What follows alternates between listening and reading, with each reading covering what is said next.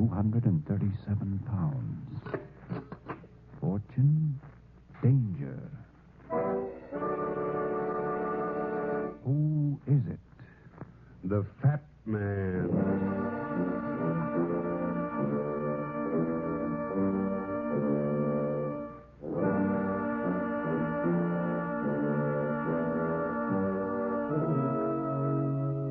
The American Broadcasting Company brings you the adventures of Dashiell Hammett's latest and most fascinating character, the Fat Man, a fast-moving criminologist who tips the scales at 237 pounds.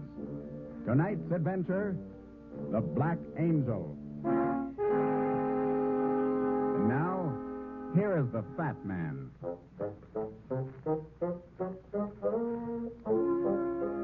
A fat man is not supposed to have the physical endurance and staying power of the thinner, leaner boys.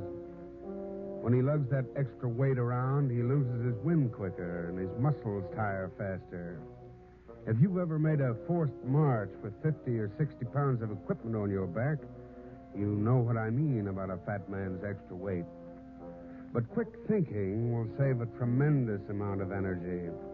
And a fat man has to save his energy in my business because you need every bit of it when you're fighting with a murderer.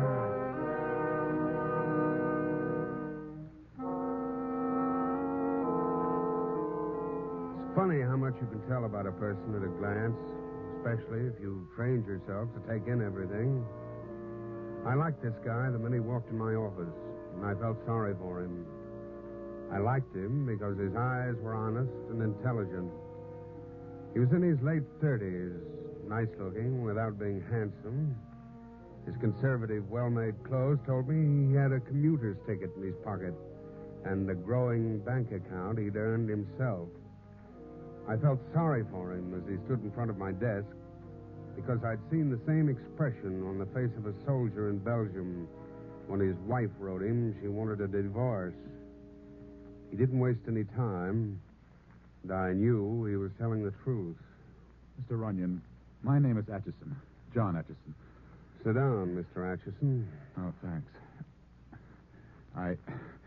I hope you'll understand. I always try to. What's the trouble? I don't like this sort of thing. I don't like anything sneaky or underhanded, but there's nothing else I can do. I can't stand it any longer. It's driving me crazy. I can't sleep. I can't eat. I walked around the block 4 times before I could make myself come in.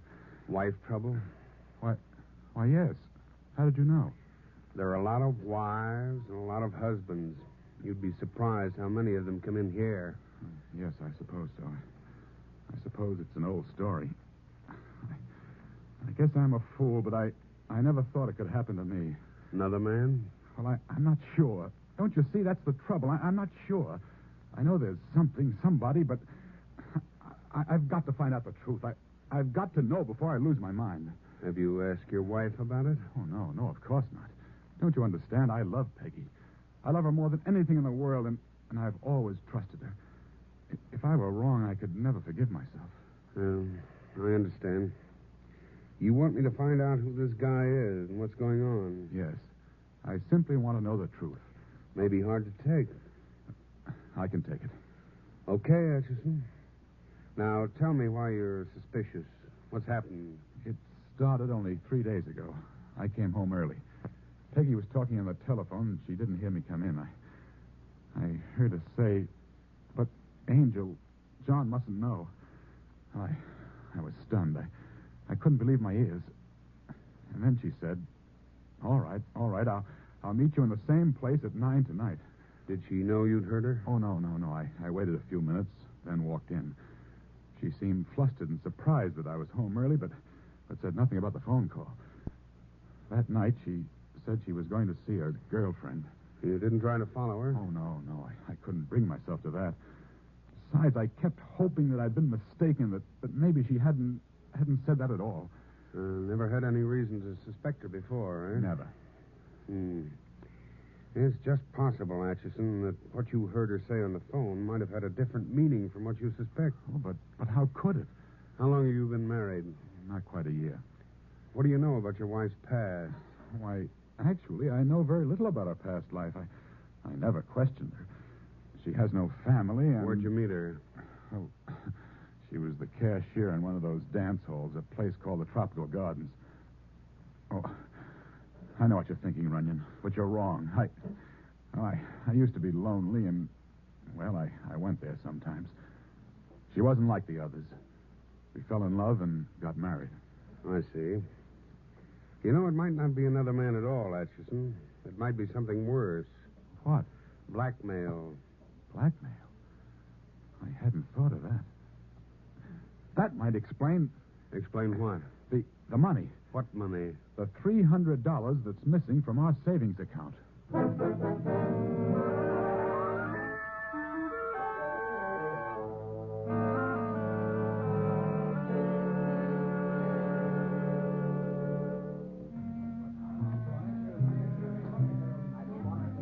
Say, you fat men sure know how to dance, don't you? Yeah. I don't remember seeing you here in the gardens before. You're a new one, aren't you? Mm-hmm. You aren't very talkative, are you? Not usually. Are you? What do you mean by that? Of course I like to talk. Well, that's swell. Maybe you can tell me something. What? Do you remember a girl named Peggy that used to work here? She was a cashier. Oh, sure I remember Peggy. Why? Well, I'm trying to find her. I thought maybe somebody here could tell me something about her. Hey, wait a minute, mister. Who are you trying to kid? Nobody, sweetheart. I'm related to her. The folks think something has happened to her. I thought maybe I could find out who her friends were when she were here, or if she'd had any trouble. Boy, you kill me. Yeah? Yeah, you never saw Peg in your life. What makes you think so? Because she's sitting right over there at that table in the corner. Oh, the girl sitting alone? Yeah, that's Peg. There was a guy with her a minute ago, but he ain't there now. Say, what's your racket anyway? I'm a Hollywood talent scout, sister. Here, buy yourself a new mink coat. A talent scout?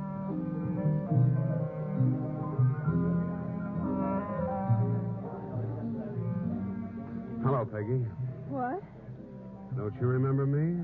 Why, no. I used to meet so many men here. Well, you didn't meet me here. Where did I meet you? I'm a friend of John's. John, Yeah. Mind if I sit down? please. He'll be right back in a minute, and Hmm? Who's he? listen. I don't know your name, but if you're a friend of John's, you'll forget you saw me here tonight, and you'll never tell him. Why? Because what a husband doesn't know won't hurt him? No. You don't understand, and I can't explain. Are you in trouble?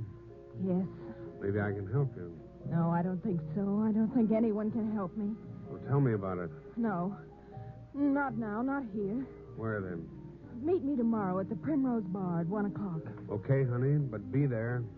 If you don't show up, I'm going to have a talk with your husband. I'll be there. But please, John mustn't know anything about this. He mustn't know anything at all. Why not? Because if he found out, he might be murdered.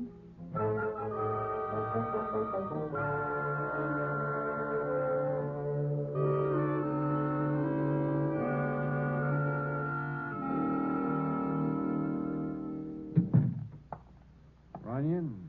Yeah. Pleased to meet you, Runyon. I've heard about you. My name's Caldwell. I'm an operative from San Francisco. Maybe you've heard of me. Not that I recall, but there's something familiar about you.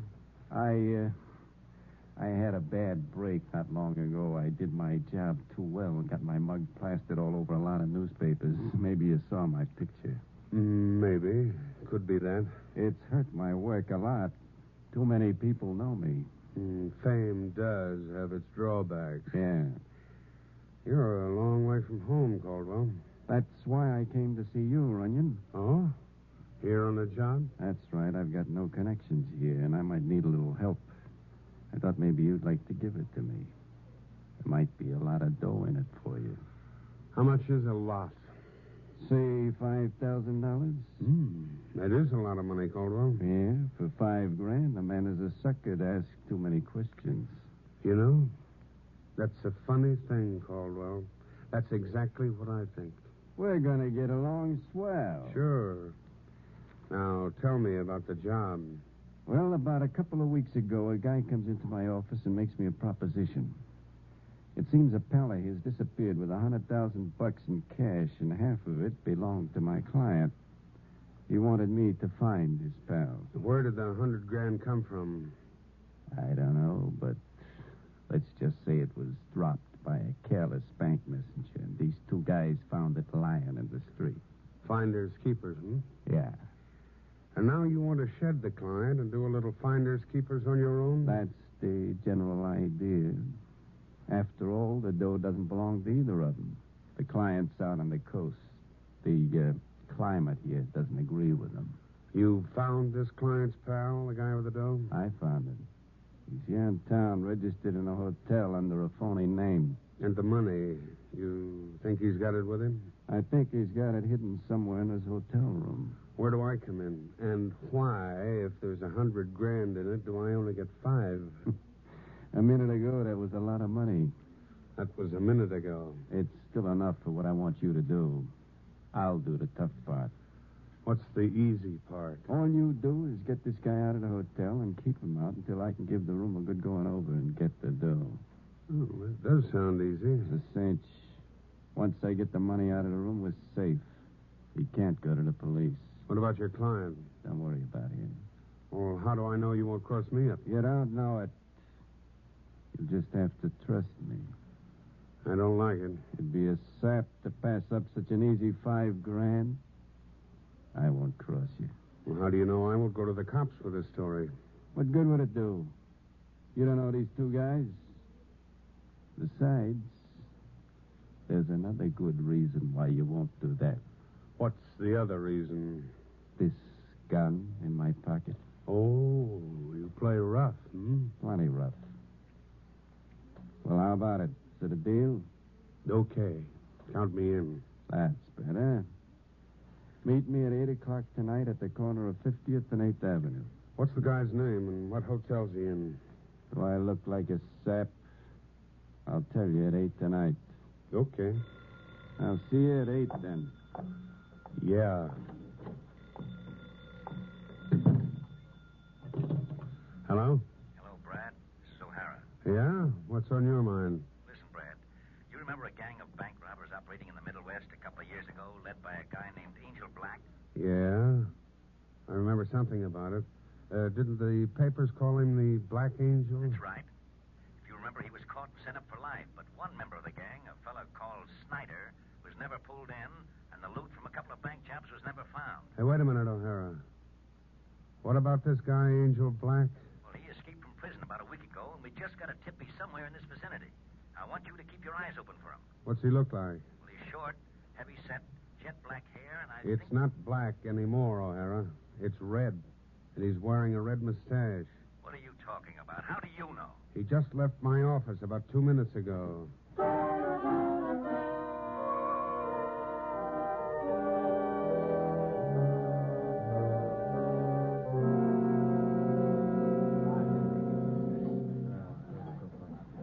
You're late. Yes, I know. I'm sorry, but I had to be careful. I was afraid I might be followed. Your husband? No. The man I was with last night. You saw him, didn't you? He has red hair and a red mustache. No, not last night. But I don't understand. He saw you at my table. When you left, he walked after you. Didn't he speak to you? No. But 2 and 2 are rapidly making 4. What do you mean? I think your friend followed me home last night. How did you get mixed up with Angel Black, Mrs. Atchison? You know him? You know who he is? Yeah. But how? Never mind that. No, you've got to tell me. How did you know it was the angel? Don't you see he's desperate? He came to see me this morning. What did he say? What did he want? Made me a proposition. Oh, you shouldn't have sat at my table last night. Don't you understand it's a trap? He'll kill you. He'll kill John, too. That's why John mustn't know. You still haven't told me where you come in on this business. I used to know the guy. I was his girl. We were going to be married. Were you one of his gang? No. At least I never knowingly was. I didn't know the truth about him. When I found out, it was too late. He made me go with him when things got too hot. They finally got him and sent him up. I never went back home. I came here and got a job in the tropical gardens. How did Angel find you? I don't know. It was 4 nights ago. I'd gone down to the drugstore for something and was walking home. The street was dark and deserted.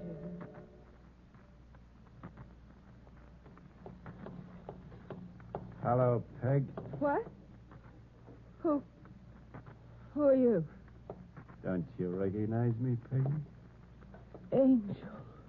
Yeah. Who else? Let me look at you. But, Angel, how did you get... Never mind that, baby. I'm out, and I've come back for No, you. no, Angel, don't, please. For 2 years, I've been waiting for this. Let go of me. Hey, wait a minute. What's the idea? No, Angel. Please, don't you understand? I'm married now. I'm happy. I'll try to forget all that. You're not forgetting anything, baby. You're leaving with me. They won't get me again. Listen, Peg, I know where the money is. Money? Yeah, $100,000. They never found it because that rat Snyder got away with it, but I found him. He's registered here in the city at the Gilroy Hotel under the name of Cooley. He's got the money with him in cash. How do you know? Word gets around, even in jail. But the police, they'll find you. Oh, no, they won't. That's where you're going to help me. No. No, I told you that's all over. Listen, I get this straight. If you like this guy you're married to, you'd better do what I say. You wouldn't. Wouldn't I? Now then, I need some dough to get some clothes and dye my hair. You're going to give it to me. But... If you want your husband to keep his health, you'll have it for me tomorrow. And don't try any funny business or you'll get it, too. All right, I'll get you some money, but afterwards... Afterwards, you're coming with me. After I knock off Snyder and get the dough. Kill? Yeah. And anybody else who gets in my way. Don't you forget it. Next day, I gave him $300. And then last night, he insisted I meet him again. You're sure it's the Gilroy Hotel Snyder is hiding in? Yes. What can I do? What if John finds out? Just sit tight and play along with Angel. Agree with anything he says. Personally, I don't think you'll hear from him again. Why not? Because tonight he's planning to kill Snyder, get the money, and then kill me.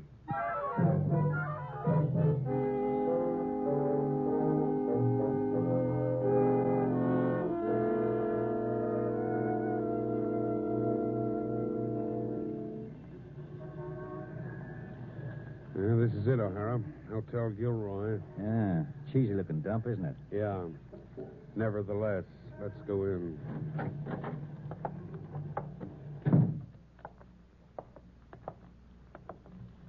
Hey, clerk.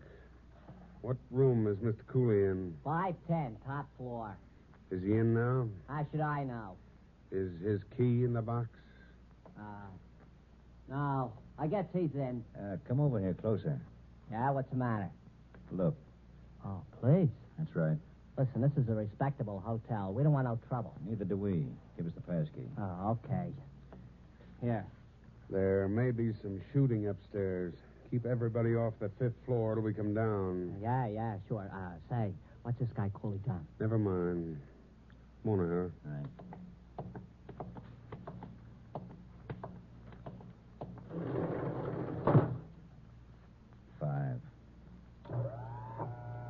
What time is it, Brad? 10 after 3. The other one was to meet you at 8 tonight? Mm-hmm. 5 hours from now. Well, here we are.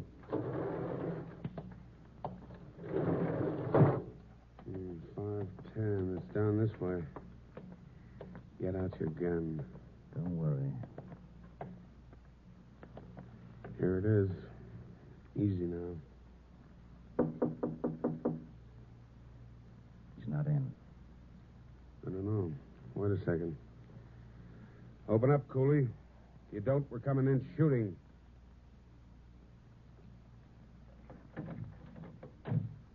Huh? Come on. Brad, look. No wonder he didn't answer. What a mess. See if it's Cooley. Yeah. The back of his head smashed like an egg. So Angel got here first after all. Maybe it was an Angel. Of course it was. Look at this room. He really tore it apart. Looking for the money. I wonder if he found it. He must have. That much money in cash would be hard to hide. Hey, what are you going through his pockets for? I'm looking for the key to this room. Hasn't got it on him. I wonder... What? Listen, O'Hara. I want you to do something, and I don't want you to ask any questions. What is it, Brad? Forget that we've been here. Forget it. Are you nuts? You've got to forget it. Only for the time being, though. I've got a hunch this business isn't over yet. But I can't do that. Sure you can. I'm going to lock this door and give the passkey back to the clerk downstairs. As far as he's concerned, Cooley wasn't here. But what about the maid? It's too late for the maid. Nobody will find this body until tomorrow morning. That is, nobody who'll care to report it.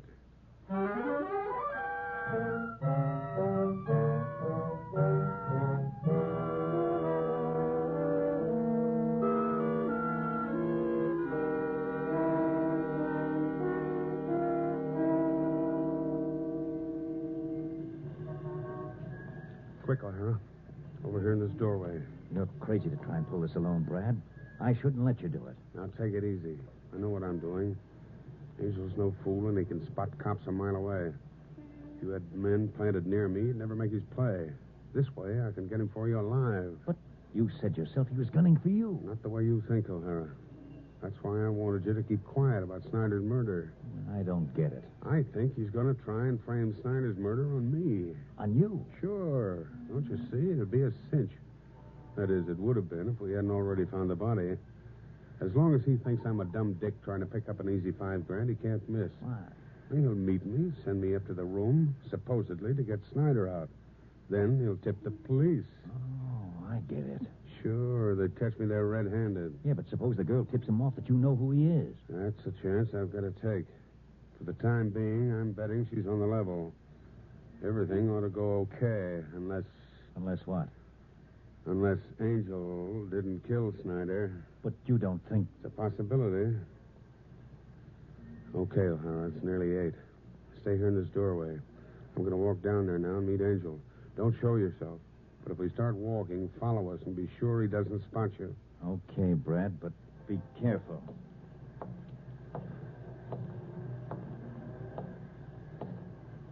Hello, Runyon. Hey, you're right on time. There's an alley over here. Let's walk down there. Oh, why the alley? We can talk better there.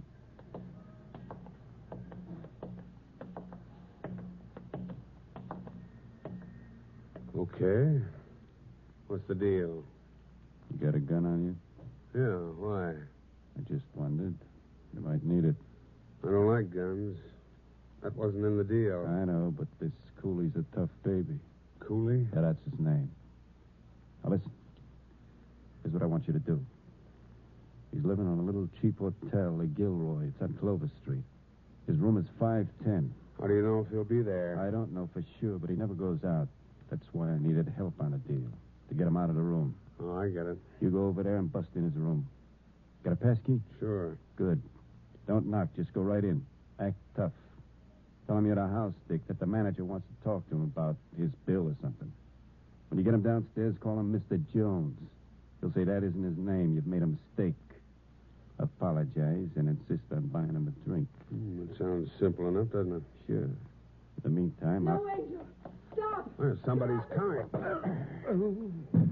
No. No. You Shut killed up, him. you fool. He isn't dead. I slugged him. What's the idea of following me? Hey, come on. It's a trap. That's what I... Come on. Stop! Brad, are you all right? Yeah, I think so. He slugged me when the girl... Yeah, I saw her run down here.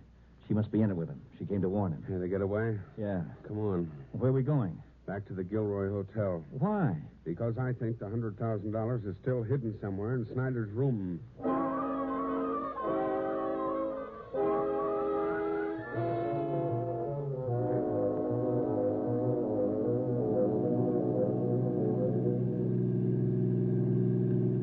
What makes you think the killer didn't find the money? 2 things, O'Hara. In the first place, the key to the room is missing. The murderer kept it so he could get back in the room later, after the murder had been discovered and the body had been removed. Well, what's the other reason? The fact that Angel was so anxious to frame the murder on me. If he'd gotten the money, he wouldn't have bothered with me. But he came to you before he killed Snyder. Yeah, but when he first came to me, I think he was planning to kill me in the alley. But why? Because he'd seen me talking to the girl the night before, and he knew I was a detective. But later, when he couldn't find the money, that he decided to frame me for Snyder's murder. Yeah, but where is the money? The place had been torn apart. It wasn't in the room. That's what I mean, O'Hara. Well, here we are. Come on.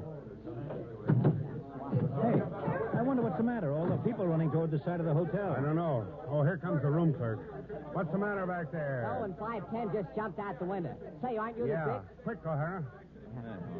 Let's go here. Stand back. Stand back. I'm from police headquarters. Why, that's not Mr. Cooley. No, it's Angel Black, and he's dead.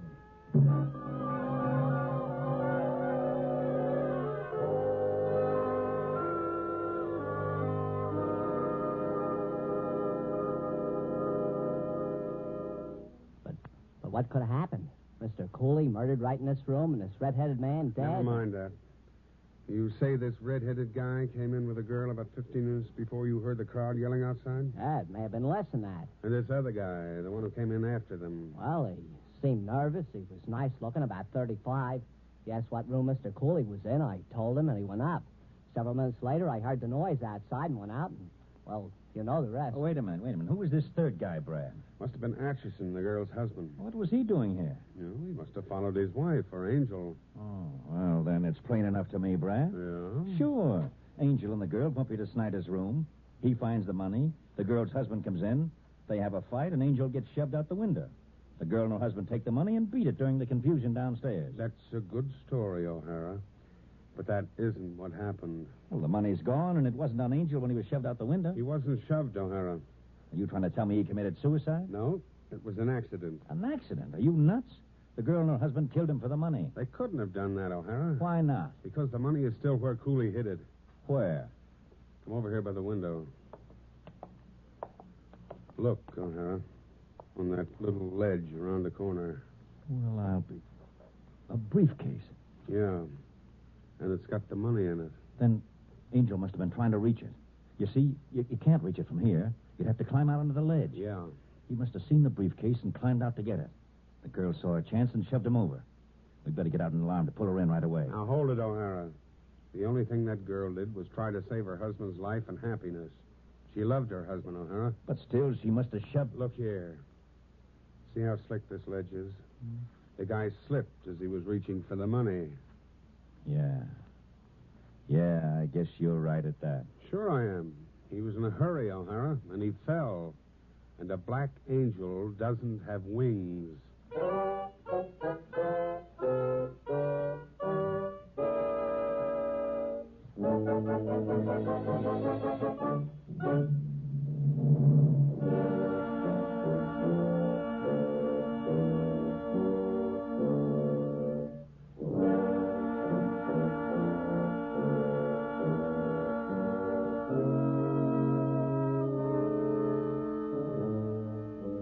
Next week at this time, the American Broadcasting Company brings you another adventure of Dashiell Hammett's exciting new character, the Fat Man. Next week's story is called The Skull's Ballroom. And as the Fat Man says... A ballroom is usually a gay, carefree place filled with happy, dancing couples. But this isn't true of the Skull's Ballroom. There, the couples are ghosts of the past, and the slow waltz they do is the dance of death.